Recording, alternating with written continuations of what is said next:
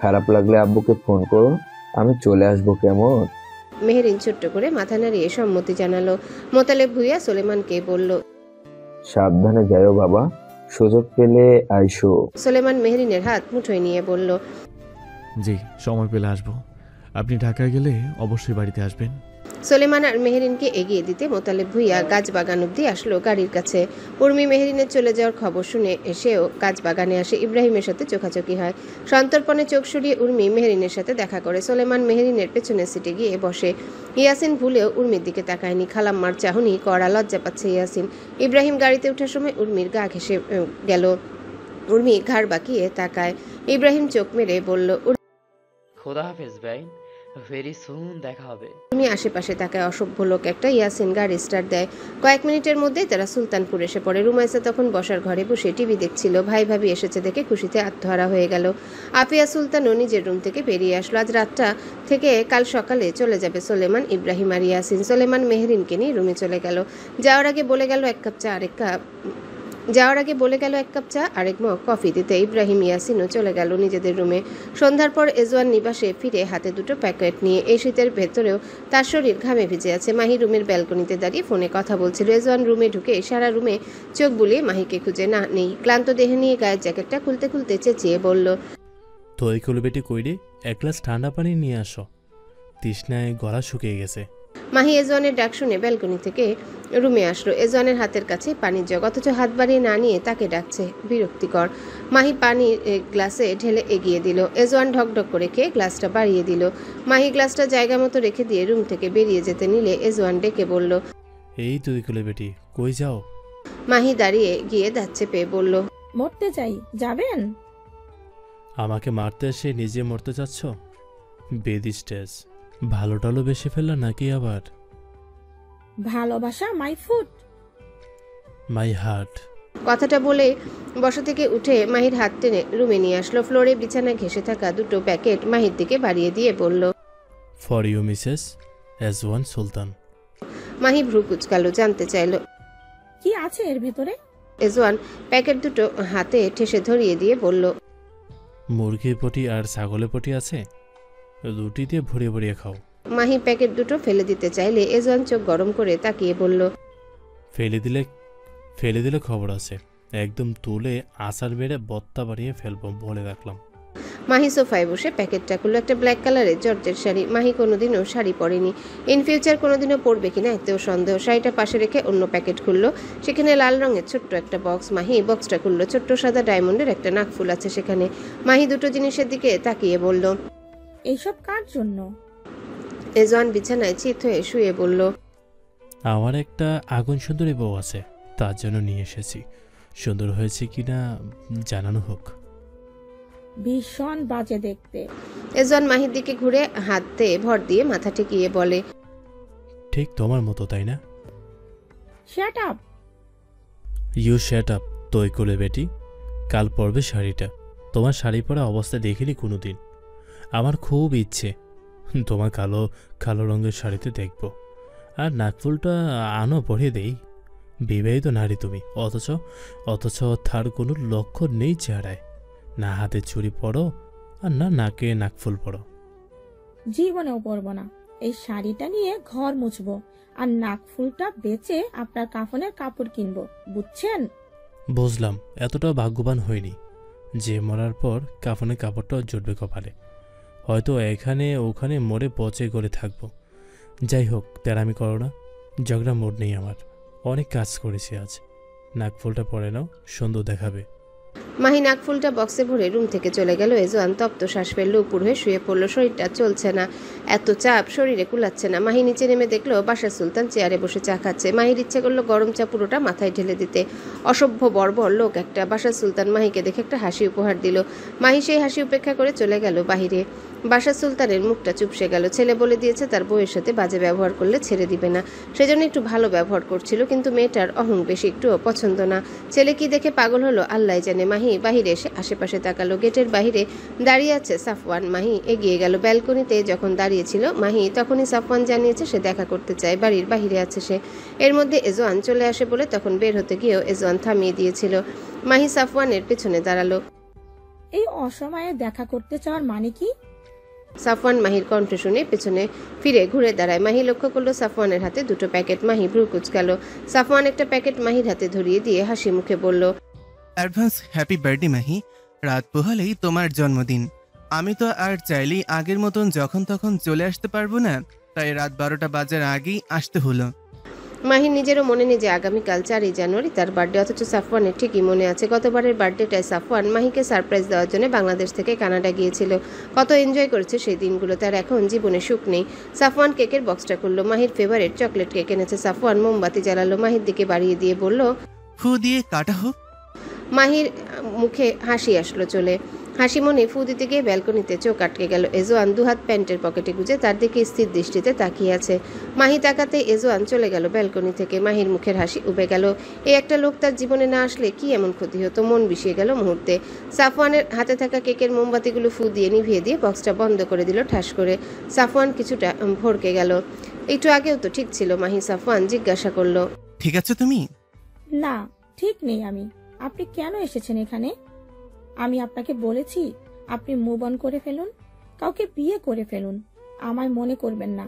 তারপরও আপনি এই রাতে চলে এসেছেন আমার বার্থডে উইশ করতে। আপনাকে আমি ঠকিয়েছি Safwan, try to understand. Safwan মৃদু হাসলো। মাহি অবাক না হয়ে পারছে না, এখনো হাসছে। আপনি হাসছেন সাফওয়ান? আপনার আমাকে ঘৃণা করা উচিত। ভালোবাসার মানুষকে কখনো ঘৃণা করা যায় না মাহি। আমি জানি তুমি আমায় ঠকাওনি, আমার বিশ্বাস এটা। এজওয়ান এমন কিছু করেছিল যার জন্য তুমি তাকে বিয়ে করতে বাধ্য হয়েছো। তুমি ডিভোর্স দিয়ে দাও এজওয়ানকে মাহি। আমি এজওয়ানকে ডিভোর্স দিয়ে দিলেও তারপর কি হবে? আমরা বিয়ে করে নিব।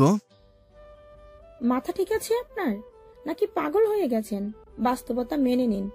এজওয়ানের সাথে আমার সংসারটা যে খুব দীর্ঘ হবে না এটা আমিও জানি, কিন্তু তার মানে এই না যে আমি এজওয়ানকে ছাড়ার পর আপনার কাছে চলে আসব। কেন আসবে না? দরকার পড়লে আমি সারা জীবন অপেক্ষায় থাকবো তোমার। তুমি আমার জীবনে ফিরে আসো প্লিজ। আমি তোমায় ছাড়া থাকতে পারবো না মাহি। প্লিজ বোঝার চেষ্টা করো। ওই এজওয়ানকে ছেড়ে দাও, ফিরে এসো আমার কাছে। আমার দ্বারা কোনোভাবেই আপনাকে মিথ্যে ভালোবাসার স্বপ্ন দেখানো সম্ভব নয় সাফওয়ান। আমাদের পথ আর কখনো এক হবে না। আই এম সরি, আমার জন্য আর অপেক্ষা করবেন না। কথাগুলো বলে মাহি লম্বা একটা শ্বাস নিল। কি হবে মিল না হলে? সাফওয়ান মরে যাবে নাকি মাহি মরে যাবে? কেউ কাউকে না পেলে কেউই মরবে না, অভ্যাস হয়ে যাবে। মাহি জীবনে আর কাউকে চায় না। কাউকে না মানে কাউকেই না। সত্যি আর আমাদের এক হওয়ার আর কোনো সম্ভাবনা নেই? বলো না, সত্যি আর কোনো সম্ভাবনা নেই এক হওয়ার? মাহি নিশ্চুপ হয়ে রইল। ফেরার সম্ভাবনা থাকলেও মাহি আর ফিরতে চায় না। মাহির নীরবতা দেখে সাফওয়ান ফের জিজ্ঞাসা করলো, এখন আর আমাকে ভালোবাসো না তাই না? মাহি আশেপাশে তাকালো। চোখে জল জমতে চাইছে কিন্তু আটকালো। ধীরে বলল, ভালোবাসি, অনেক ভালোবাসি, অনেক ভালোবাসি আপনি আমায়। সরি, ভালোবাসি, অনেক ভালোবাসি, অনেক ভালোবাসি আমি আপনায়।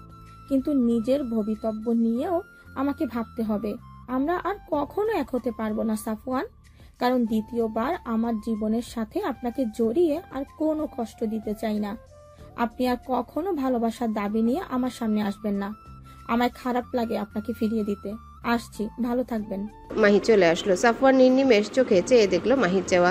কি পাষাণ হৃদয়ের নারী এটা। সাফওয়ান তারপরও অপেক্ষায় থাকবে মাহি রুমে ঢুকে দেখলো এজওয়ান বিছানায় পা ঝুলিয়ে বসে মাথা ঝুঁকে আছে। মাহি এসেছে টের পেয়ে এজওয়ান ঘাড় বাঁকিয়ে তার দিকে তাকালো। মাহির হাতে একটা প্যাকেট। এজওয়ান বুঝলো এটা সাফওয়ান দিয়েছে। এজওয়ান নিজের আনা প্যাকেটগুলোর দিকে তাকালো। কালো শাড়িটা ফ্লোরে পড়ে আছে আর নাকফুলটা সোফার এক কোণে পড়ে আছে অবহেলায়। এজওয়ান বসা থেকে উঠে দাঁড়ালো। মাহি পাশ কাটিয়ে চলে যেতে নিলে এজওয়ান বলে উঠল, কেকটা কেটে খেয়ে আসলেও পারতে। গিফটটা যখন সাথে করে নিয়ে এসেছো ছোট লোকের মতন। মাহি নিজের হাতের দিকে তাকালো। তার খেয়াল নেই যে এটা যে তার হাতে। এজওয়ান বেরিয়ে চলে গেল। মাহি গিফটটা খুলে দেখলো একটা টিয়া রঙের শাড়ি দিয়েছে সাফওয়ান, সাথে চিরকুটও আছে। মাহি চিরকুটটা খুলে দেখলো, তাতে ছোট্ট করে লেখা, কখনো ইচ্ছে হলে পরে আমায় একটু জানিও। তোমার শাড়িতে দেখার বড্ড ইচ্ছে আমার। চেয়েছিলাম সেই ইচ্ছেটা আমাদের বিয়ের দিন পূরণ হবে। বিয়েটা তো হলো না আমাদের, আর দেখাও হলো না। পৃথিবীর সব সুখ তোমার হোক মাহি, ভালোবাসে বেঁচে থাকো আজন্ম আমার হৃদয়ে। মাহি শাড়িটা যত্ন সহকারে আলমারিতে তুলে রেখে দিল, ভবিষ্যতে কোনো একদিন অবশ্যই পরবে। রুমের লাইট নিভিয়ে শুয়ে পড়ল মাহি। মধ্যরাতে এজওয়ান রুমে আসলো। মাহি তখন ঘুমে বিভোর। শালির ধরিবাজ মহিলা একটা জামাই রেখে এক্সের সাথে দেখা করতে চায়। খালি একটু ভালোবাসে বইলা শালিরা তো জ্বালা যন্ত্রণা সহ্য করে, তা না হলে কবে থাপড়ায়া কানপট্টি গরম করে ফেলতো। এজওয়ান কিছুক্ষণ তাকিয়ে থেকে ল্যাপটপটা নিয়ে টেবিলে বসলো। অনেক কাজ বাকি এখনো। অস্ট্রেলিয়া যাবে খুব শীঘ্রই এজওয়ান, তার আগে এই কাজগুলো সম্পূর্ণ করা দরকার। আকস্মিক চোখে আলো এসে পড়ায় মাহির ঘুম ভেঙে গেল। চোখ মেলে তাকিয়ে দেখলো এজওয়ান ল্যাপটপে কী সব যেন করছে। মাহি ফোন হাতড়ে দেখলো এখন বাজে 2:40। মাহি শোয়া থেকে উঠে এগিয়ে আসলো, এজওয়ানের পাশে দাঁড়িয়ে বলল,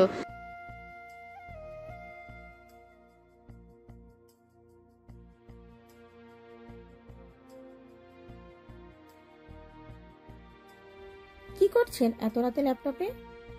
মাহির গলা শুনে সাথে সাথে এজওয়ান ল্যাপটপটা বন্ধ করে ফেললো। মাহি ভ্রু কুচকালো। এজওয়ান বসা থেকে উঠে মাহিকে নিজের কাছে টেনে ঠোঁটে ঠোঁট ছুঁয়ে দিয়ে বলল, শুভ জন্মদিন তরিকুলের বেটি। ধন্যবাদ না দিয়ে আই লাভ ইউ বলো। জীবনেও শুনি নেই এই শব্দটা তোমার মুখে। মাহি নিজেকে ছাড়িয়ে নিল। কথায় কথায় শুধু টেনে ধরেন কেন?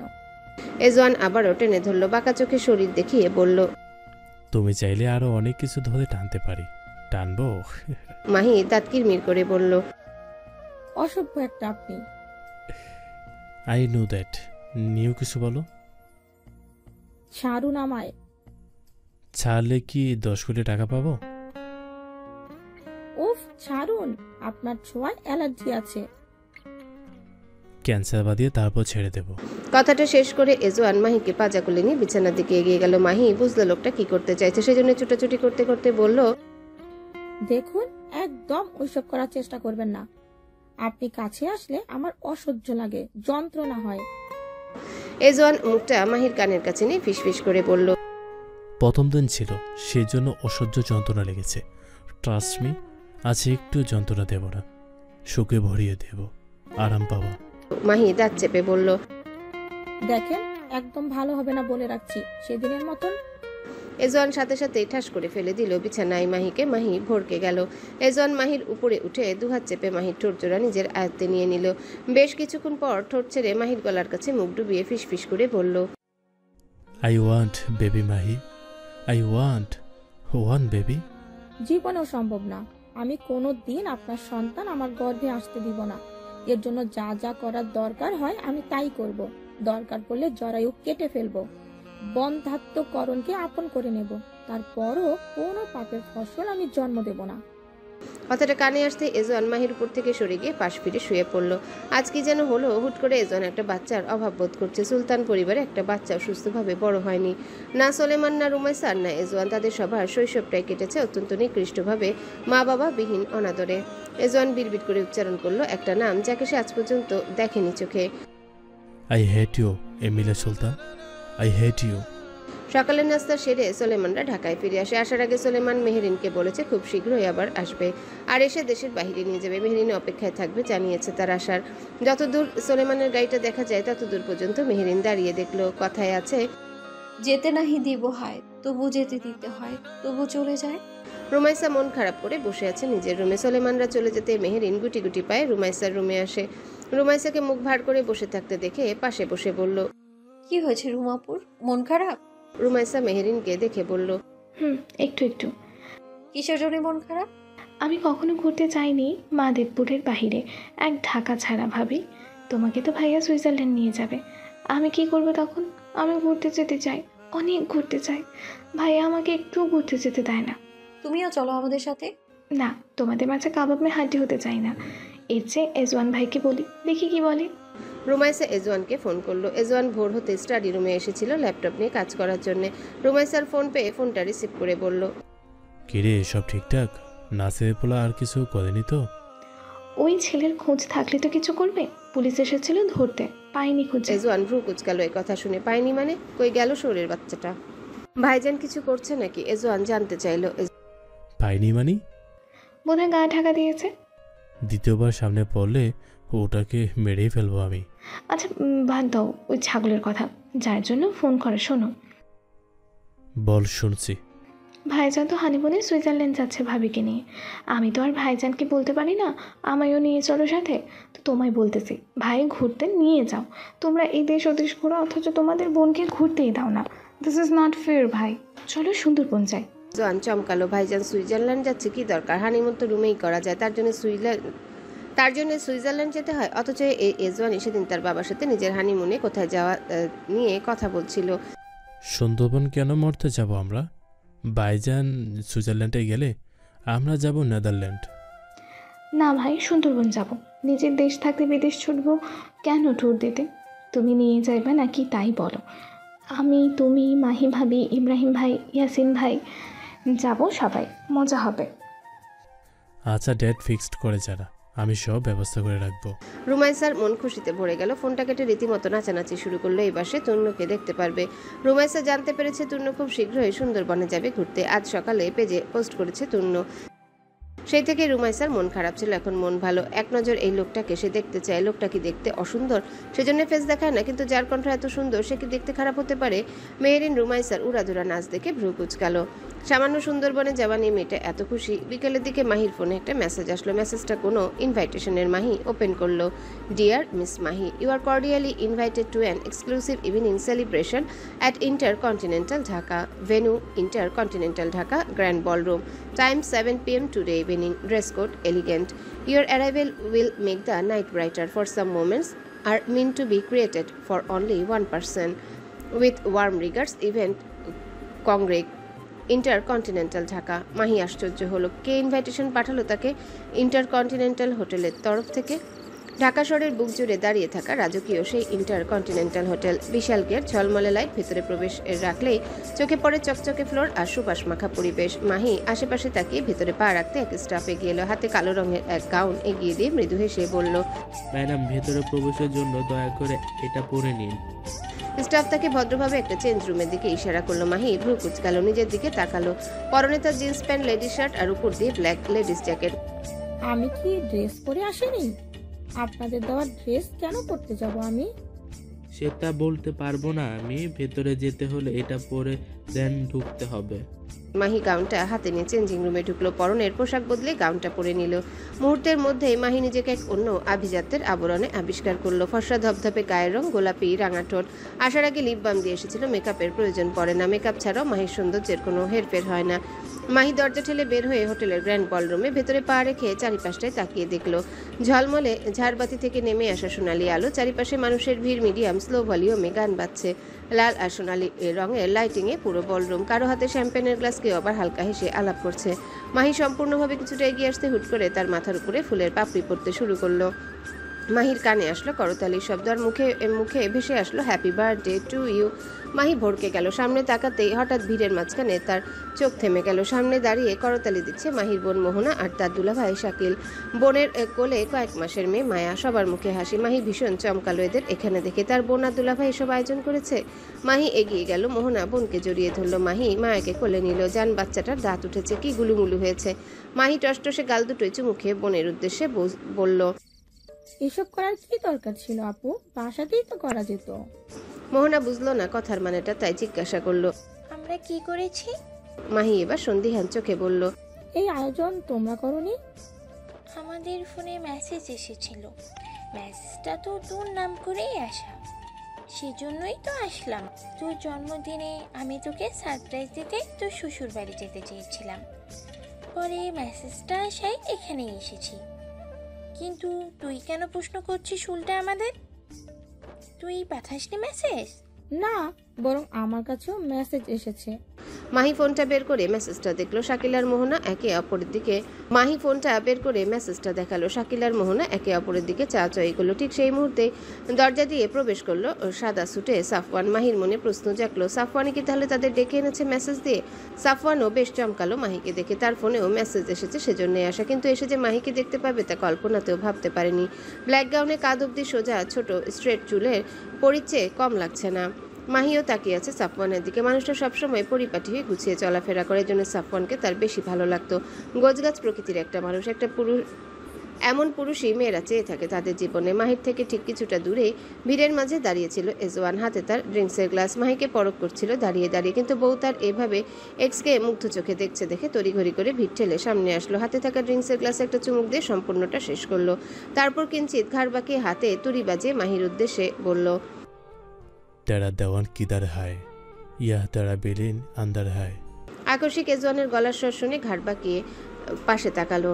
ব্ল্যাক কালারের স্যুট পরিহিত এজওয়ান মাহির দিকে তাকিয়েছে। মাহি বিরক্ত হলো এটাকে এখানে দেখে। এটাকে আবার কে ইনভাইট করেছে? ততক্ষণে সাফওয়ান চলে এসেছে মাহির কাছে। মাহির পাশে দাঁড়িয়ে বলল, মাহি তুমি এখানে? মাহি ছোট্ট করে বলল। এজওয়ান এগিয়ে এসে মাহির হাত টেনে নিয়ে মাঝখানে সবার মাঝে দাঁড়ালো। একটা স্টাফ এসে মাইক দিয়ে গেল এজওয়ানের হাতে। এজওয়ান ফু দিয়ে বলতে লাগলো, হ্যালো সুন্দরী, ladies and handsome gentleman, good evening. আপনারা সবাই আমার ইভেন্টে এসেছেন, আমি খুব খুশি হয়েছি। এত খুশি হয়েছি যে খুশির ঠেলায় মনে হচ্ছে আমি গর্ভবতী হয়ে গেছি। সে যাই হোক, আজ আমার one and only lovely wife তরিকুলের বেটির বার্থডে। আপনারা মন প্রাণ খুলে আমার তরিকুলের বেটির জন্য দোয়া করবেন, সে যেন আরও 100 বছর আমার সাথে সংসার করতে পারে। মাহি হাত ছাড়িয়ে নিল, দাঁত চেপে বলল, আপনি এমন মেসেজ পাঠিয়েছেন জানলে জীবনেও আসতাম না। এজওয়ান চুমু ছুড়ে দিয়ে বলল, এসে যখন গেছো তখন এনজয় দিস পার্টি। একটা কেক নিয়ে আসা হলো, অনেক বড় কেকটা চকলেট ফ্লেভারের। এজওয়ান চাকুটা মাহির দিকে বাড়িয়ে দিয়ে বলল, ভদ্র মেয়েদের মতো কেটে ফেলো তো তারিকুলের বেটি, সব খাওয়া কেক খাওয়ার জন্য এসেছে।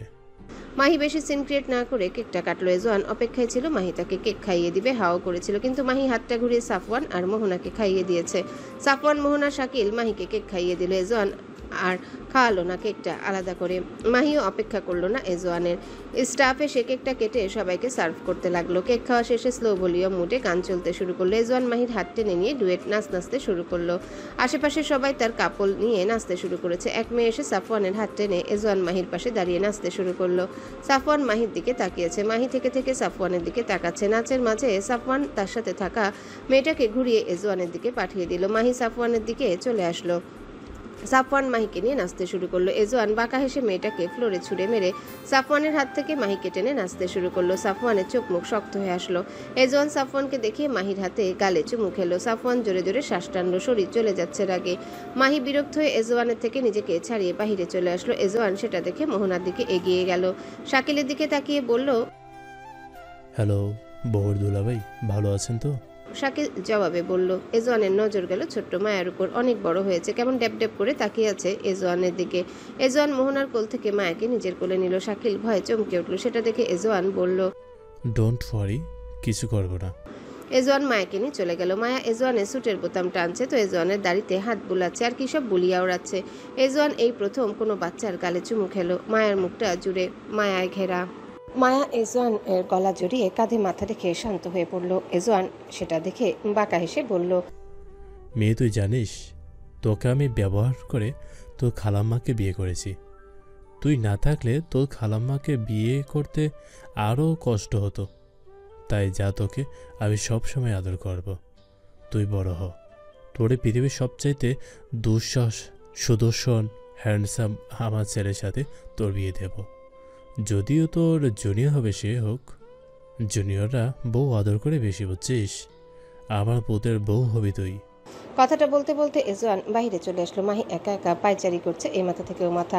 এজওয়ান শীষ বাজাতে বাজাতে এগিয়ে গেল। মাহি ঘাট ঘুরিয়ে এজওয়ানের কোলে মায়াকে দেখে আটকে উঠল। তড়িঘড়ি করে এজওয়ানের কোল থেকে মায়াকে আনতে গেলে মায়া আসতে চাইল না। মাহি আশ্চর্য হলো। জোর করে নিতে চাইলে মায়া কেঁদে ফেলে। সেটা দেখে এজওয়ান বলে, বেয়াদব মেয়ে, জোর করে নিতে চাচ্ছ কেন? দেখছো না ও যাবে না আমার কাছ থেকে। মাহি কোমরে দুহাত গুজে বলল, ও আসতে চাইছে না কেন? ও তো আপনাকে চিনে না। তাহলে আমি ওর খালা হয়েও ও আমার কাছে আসছে না কেন? বিকজ আমি তোমার বোনের মেয়েকে ঘুষ দিয়ে পটিয়ে ফেলেছি। কিসের ঘুষ দিচ্ছেন? উল্টাপাল্টা কিছু করেননি তো? আরে রিল্যাক্স, তোমার বোনের মেয়েকে আমি প্রস্তাব দিয়েছি, তাকে আমি আমার ছেলে বউ বানাবো। সেটাই মেনে নিতে বোধ হয়, সেজন্যই দেখো না যেমন আষ্টে পৃষ্ঠে জড়িয়ে ধরে রেখেছে। বড় হইলে আমার পুতের বউটা সেই লেভেলে বদ্ধ হইব। আমার ছেলেকে লেলিয়ে দিয়ে বলবো, যা পুত যা, তোর খালাতো বোনটাকে আমার পুতে বউ বানিয়ে আন। এই মেয়েটার জন্যই আমি তোর মাকে বিয়ে করতে পারছি।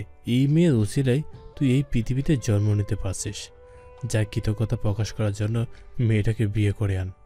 মাহি জাস্ট স্পিচলেস হয়ে গেল এই কথা শুনে। মানুষ কতটা তার ছেঁড়া হলে এসব কথা বলে। মায়া মা করে বুলিয়া উড়াতে শুরু করলো। এজওয়ান কপালে কপাল ঠেকিয়ে বলল, মাইয়া বাবা বল, আমি তোর শ্বশুর হই, বাপ বলে ডাক। আর সামনেটাকে তো খালাম্মা, অনলি শাশুড়ি মা বলে ডাকবি। মায়া নিজের মতন এজওয়ানের স্যুটের বোতাম টানতে লাগলো। ইব্রাহিম বাড়ি ফিরে উর্মিকে ফোন করলো। ইতি বেগম উর্মি সামনেই ছিল। ফোন বেজে উঠে দুজনে ফোনের দিকে তাকায়। উর্মি ইব্রাহিমের নাম্বার দেখে কেটে দিয়ে বলল, রং নাম্বার মা। কথাটা বলে ইতি বেগম কাজে মনোযোগ দেয়। চাউল ঝাড়ছেন কুলোতে নিয়ে। আবার ফোন আসলো। ইতি বেগম আবারও জিজ্ঞাসা করলো, আমি চিনি না মা, বললাম তো রং নাম্বার। উর্মি ফোনটা রিসিভ করে কানে নিয়ে বলল, এ ভাই কে আপনি? ফোন কেন দিচ্ছেন বারবার? কাকে চান? ইব্রাহিম ভ্রু কুচকে বলল, এই মেয়ে আমার নম্বর চিনো না? ভণ্ডামি করতেছো আমার সাথে? কার কাছে ফোন দিছেন? কারে চান আপনি? উর্মি, মালাকে। দুঃখিত, এই নামের কেউ এখানে থাকে না। আম্মা, বললাম না এটা রং নাম্বার। দেখো, রূপালী নামের কারে যেন খুঁজতেছে। মায়ের কথাটা শুনে ইব্রাহিম বুঝতে পারল ভণ্ডামি করার আসল মানে। শাশুমা বসে আসছে মেয়ের সামনে। ইব্রাহিম ছোট করে বলল, পরের বার ফোন দিলে যেন এমন ভণ্ডামি মার্কা কথা না শুনি। রাখছি। উর্মি ফোন কেটে দিল।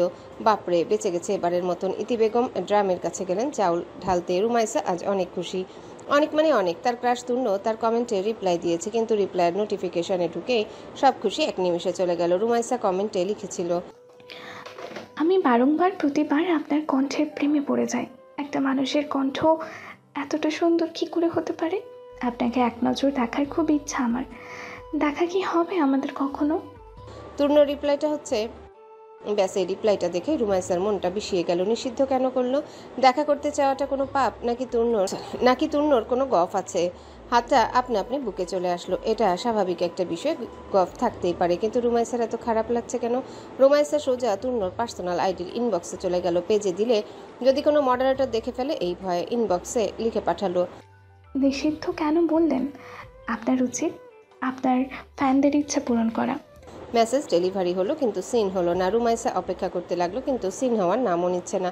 টানা 2.5 ঘন্টা অপেক্ষা করার পর মেসেজটা সিন হলো। রুমাইসার বুকটা ধুকপুক করে উঠলো, কিন্তু কিছু টাইপ হচ্ছে ওপাশ থেকে। রুমাইসা অধীর আগ্রহ নিয়ে রইল মেসেজে, কিন্তু টাইপিং থেমে গেল। কিচ্ছু আসলো না। রুমাইসা মন ভালো করে ফোনটা বিছানায় রেখে ব্যালকনিতে আসলো।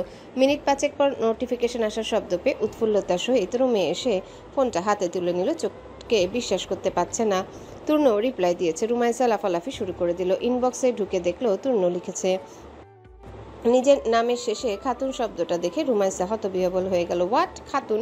এসব সারনেম তো হয় বুড়ি লোকদের। রুমাইসা রিপ্লাই করলো পাল্টা, রুমাইসা সুলতান আমার নাম, খাতুন নয়। আর আপনি কেন সবাইকে বিয়ে করতে যাবেন?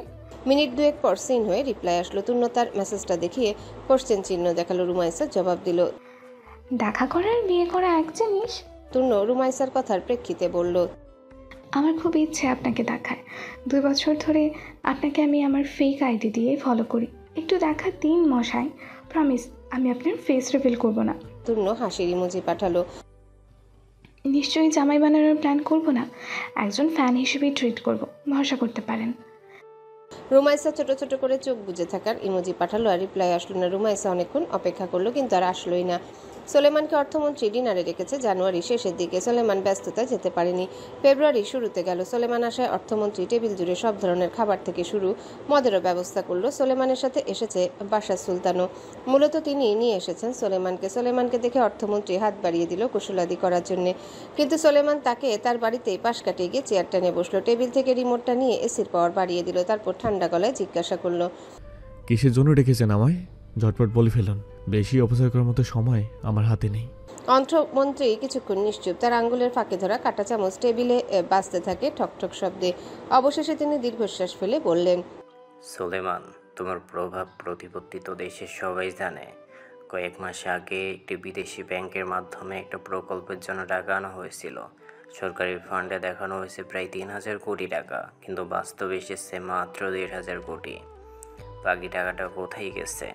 এই প্রশ্ন সংসদে তুলেছে কয়েকজন তরুণ এমপি। তাদের পিছনে কারা আছে আমি জানি না, কিন্তু খবর পাচ্ছি আন্তর্জাতিক তদন্ত সংস্থা এই ব্যাপারে নড়ে চড়ে বসেছে। যদি ব্যাপারটা ফাঁস হয়ে যায়, শুধু আমার মন্ত্রণালয় নয়, পুরো সরকার হুঁশিয়ারিতে পড়ে যাবে। অর্থমন্ত্রী হাত দিয়ে মুখ ঢেকে কিছুক্ষণ চুপ করে রইলেন, তারপর নিঃশব্দে বললেন, আমি চাই তোমার লোকদের দিয়ে ওই এমপিদের মুখ বন্ধ করে দাও। সরাসরি হুমকি নয়, তাদের চারপাশে এমনভাবে ঘিরে ফেলতে হবে যেন তারা সংসদে এই প্রসঙ্গ আর তুলতে না পারে। প্রয়োজনে তাদের পরিবারকেও টার্গেট করতে হবে। এটা আইন সিদ্ধ না আমি জানি, কিন্তু আমার আর কোনো পথ নেই। বাশার সুলতান চুপচাপ সোলেমানের মুখের দিকে তাকিয়ে রইল। ঘরটা হঠাৎ আরো ঠান্ডা হয়ে উঠল। সোলেমান ধীরে ধীরে চেয়ার থেকে সামনের দিকে ঝুঁকলো, তার চোখে দৃষ্টি ধারালো। তা আপনি আমাকে কি করতে বলেছেন জানেন তো? এমপিদের গলা চেপে ধরা মানে গোটা সংসদের সেনেও চেপে ধরা। আপনি চান আমি সেই কাজ করি? কেন ভাবলেন আমি এতে রাজি হব? অর্থমন্ত্রী মরিয়া গলায় বললেন, কারণ আপনি ছাড়া আর কেউ এটা করতে পারবে না। আপনি জানেন কাকে কোথায় চাপ দিতে হয়, কোন ফাইল কার হাতে তুলে দিতে হয়, কোন সংবাদপত্রে পাতায় কোন ছবি ছাপাতে হয়। আপনি সাহায্য না করলে আমি বাঁচব না। সোলেমান ঠোঁট বাঁকিয়ে হালকা হাসলো। অর্থমন্ত্রী হয়ে আমার কাছে ভিক্ষা চাইছেন? ভালোই লাগছে, কিন্তু আমি আপনার জন্য কাজ করব কেন? দেশের টাকা আপনি হজম করবেন, ঝুঁকি নেব আমি? এর বিনিময়ে তুমি যা চাইবে আমি সব করতে রাজি আছি। বেশ, তাহলে আগামী 3 মাস আপনার কোনো সিদ্ধান্ত আমার অনুমতি ছাড়া হবে না। বাজেটের খাত থেকে শুরু করে বিদেশের লেনদেন সব কিছুর চাবি আমার হাতে দিতে হবে। পারবেন? এটা একটু বেশি বলে ফেললে না সোলেমান? আমাকে দিয়ে অনৈতিক কাজ করতে চাইলে দামটা একটু বেশি দিতে হবে মন্ত্রী মহোদয়। আমি যে আপনার চেয়ারটা চাই, এটাই কি যথেষ্ট নয়? এই কথায় অর্থমন্ত্রী টেবিলে রাখা গ্লাসটা শক্ত করে চেপে ধরলো। হাতি গর্তে পড়লে চামচিকাও লাথি মারে। তুমি আমার চেয়ার ধরে টান মারতে চাও সোলেমান? মরতেও পারি, বলা যায় না। ভীষণ রকমের রেগে গেল অর্থমন্ত্রী আবুল হাসান, কিন্তু রাগ দেখালে চলবে না। সোলেমানকে এখন তার দরকার। কাজটা সোলেমানকে দিয়ে করিয়ে ফেলার পরই সোলেমানের কোনো একটা ব্যবস্থা করবে সে। আমি ভেবেছিলাম তোমার কারণ, আমি ডেকেছিলাম তোমায় কারণ ভেবেছিলাম তুমি বুঝদার, কিন্তু আমি দেখছি তুমি অতিরিক্ত দাম্ভিক হয়ে গেছো সোলেমান। আপনার এই দেখে দেখিতে আমার কোনো ইন্টারেস্ট নেই। আমি শুধু শুধু আপনার আর সাহায্য করব না যদি না এতে আমার কোনো ফায়দা হয়। আচ্ছা, ডিনারটা শেষ করো, তারপরে আগাচ্ছি কোথায়। ঘর জুড়ে পিনে নীরবতা শুরু হলো। আবুল হাসান বেশ কিছুক্ষণ নীরব থেকে বলে উঠলেন, তাই শুনলাম তুমি নাকি বিয়ে করেছো সোলেমান। ভাঁজ গড়ালো এ কথা কানে আসতে ধীরে সুস্থে আবুল হাসানের দিকে তাকালো। কার থেকে পেলেন এই খবর? আবুল হাসান হালকা হাসি দিয়ে বলল, এই খবর তো আর লুকিয়ে রাখার মতো খবর না, সব মন্ত্রীর কাছেই পৌঁছে গেছে খবর। তুমি তো তোমার বউ দেখাইলা না আমাদের, দাও তো দাওনি বিয়েতে। সোলেমানের চোখ চেপে ধরা রাগে লাল হয়ে উঠল, দাঁত চেপে বলল, পরের বউ দেখার এত আগ্রহ কেন? নিজের বউ কি আর একটা বেটার সাথে ভেগে গেছে, নাকি খাদ্যমন্ত্রীর কাছে ডিনার করতে পাঠানো হয়েছে? কোনটা বলেন তো? আবুল হাসান ধীরে ধীরে এগুলো। আমার বউ যেখানেই যাক তোমার বউয়ের সাথে পরিচয় করাবে না আমাদের? সোলেমানের রাগ কমানোর চেষ্টা করলো। বাশা সুলতান পাশ থেকে সোলেমানকে শান্ত রাখার চেষ্টা করলো। সোলেমান কিরমির করতে করতে হাতা ফোল্ড করতে করতে বলল, আমার বউ দেখে তুই কি করবি সেটা বলাকে, তারপর উত্তর দিচ্ছি তোকে। আমার বউর সাথে দেখা করবো নাকি অন্য কিছুর সাথে দেখা করাবো? আপনি থেকে সোজা তুইতে চলে যাওয়ায় আবুল হাসানের শরীরে রাগ উঠে গেল। এক এমপি হয়ে তার মতন মন্ত্রীকে তুই তুকারি করছে, এত বড় সাহস! তুই তোকারি করছো সোলেমান?